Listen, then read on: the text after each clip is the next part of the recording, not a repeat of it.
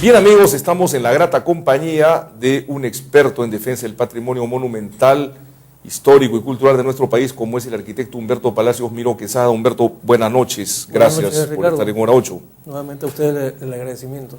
No, a ti más bien, porque estamos aportando algo en defensa del patrimonio del país. Yo vengo de la ciudad de Arequipa, en donde he estado 3 días. He podido apreciar el centro histórico de Arequipa, esta vez con un poquito más de calma. A veces no hay mucho tiempo para apreciarlo bien, y la verdad es que me he llevado, digamos, primariamente o superficialmente una buena impresión. Me parece que el centro está bien tenido, está limpio. Por ejemplo, un detalle: no se observa la cantidad de avisos que sobresalen a la vía pública, al retiro muchas veces, que se observa en algunas zonas del centro histórico del Cusco o en algunas ciudades turísticas del Valle Sagrado. Uno va a Urubamba, Piza, que ve pues una serie de avisos y letreros que afean realmente. Efectivamente la visual, afecta el entorno, sí. Esa es un poco la impresión que me llevo yo de la última visita que hice y que observé el centro histórico de Arequipa. Me parece que está más o menos bien tenido. Bueno, en ese sentido seguramente la autoridad está haciendo el papel que le corresponde, que es justamente el de hacer cumplir las normas para los sitios históricos, y mucho más si son sitios de patrimonio de la humanidad.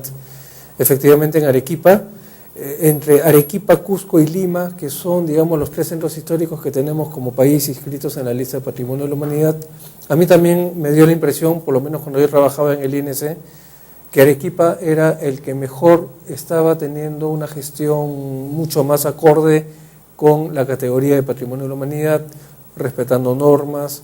Por ahí quizás habían algunas observaciones, pero básicamente me parecía que Arequipa tenía una mucho mejor gestión que Lima y Cusco. ¿Hay alguna observación particular, aprovecho para preguntarte, de la UNESCO con relación al centro histórico de Arequipa, pendiente, digamos, o sugerencia, digamos? Sí, tengo entendido que desde hace ya varios años el centro histórico de Arequipa está debiéndole, entre comillas, al Centro de Patrimonio Mundial un plan de mitigación de desastres, que hasta ahora no lo han culminado. Sé que estaba en proceso de elaboración por parte de las autoridades que tienen que ver con este documento, y no entiendo realmente por qué en tanto tiempo, han pasado ya como 4 años me parece, desde que se inició la elaboración de este documento, hasta ahora no lo concluye. ¿Y qué autoridades específicamente les corresponde eso?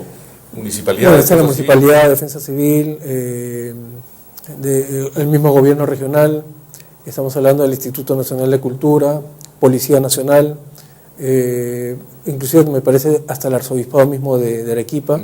Hay varias instituciones que tienen bajo su responsabilidad la gestión del centro histórico, ¿no? Bueno, señores, autoridades del gobierno de Arequipa, caramba, yo creo que plan de mitigación de desastres es un tema importante, siendo Arequipa una zona eminentemente sísmica, ¿no? Así es. Debería pues estar al día en esos temas. Y con peligro, lógicamente, por el sismo, por inundaciones, lluvia, etcétera, ¿no? Entonces sí, efectivamente, por fenómenos naturales, Arequipa tiene, digamos, muchas posibilidades de que se pueda afectar si es que ocurriera uno de estos eventos, ¿no? De acuerdo.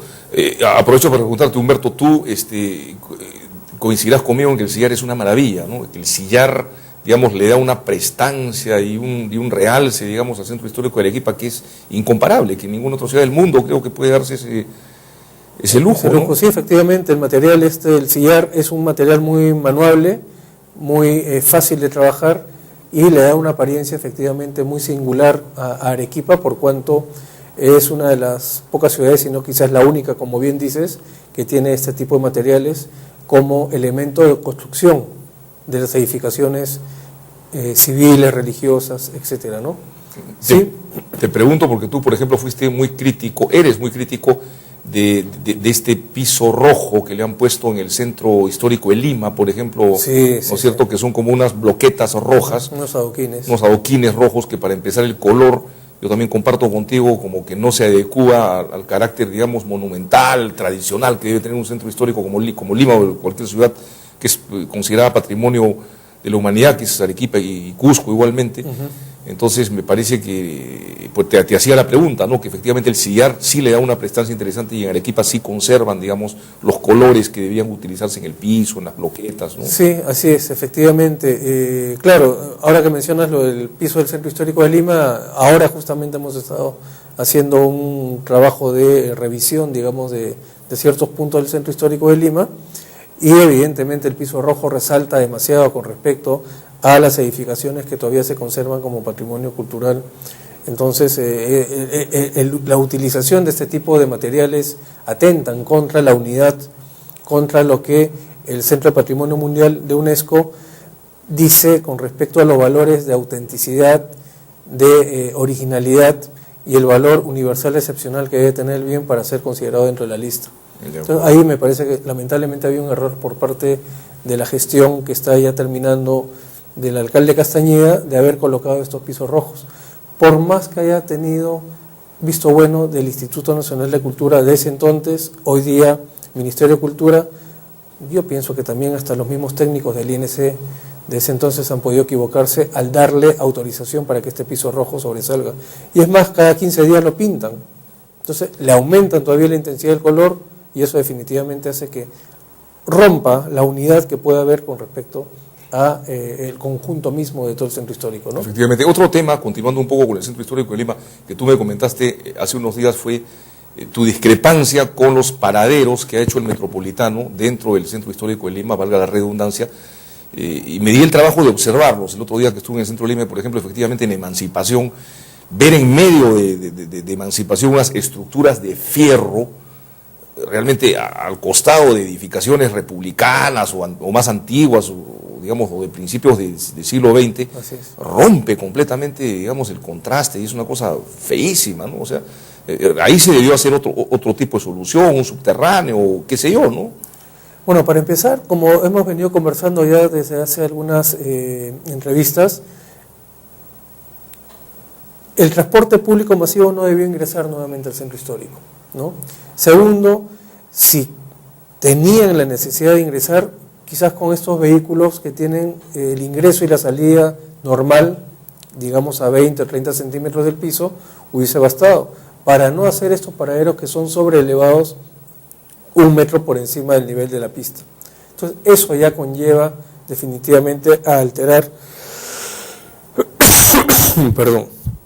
a alterar el contexto en el que se ubican estos paraderos, ¿no? Y si encima se pone una estructura de metal, sí, con mayor razón. Efectivamente, yo quería reiterar lo que dijiste hace algún tiempo, que la tendencia, amigos, en los centros es evitar, digamos, el tránsito vehicular en los centros históricos e ir, digamos, hacia una movilización peatonal del público dentro de los centros históricos, ¿no? Sí, la idea es que se comience a la tendencia de la peatonalización de los centros históricos, porque nunca fueron diseñados, nunca fueron creados, nunca fueron los centros históricos a nivel del mundo, nunca fueron hechos para que circulen vehículos automotores de ningún tamaño.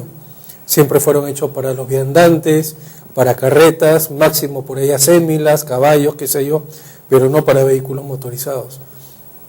Entonces, por lo menos el núcleo fundacional de los centros históricos que tenemos en nuestro país, Patrimonio de la Humanidad, pienso yo de una manera muy particular que deberían de peatonalizarse para comenzar a atender justamente a la movilización de las personas que caminan muy bien por los centros históricos sin ningún inconveniente, ¿no? La Plaza de Armas de México es peatonal, ¿no?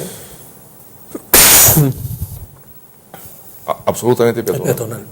Es peatonal, sí. Hay muchas plazas a nivel de Europa que también, digamos, los ayuntamientos, las municipalidades han peatonalizado y funciona muy bien. Vamos a unos pequeños cortes comerciales, bueno. Humberto, por favor, y regresamos para hablar del tema principal que nos trae, que es toda la posibilidad de desarrollar circuitos turísticos religiosos en las zonas andinas de nuestro país. Regresamos, no se vayan, esto es Hora 8 para todo el Perú.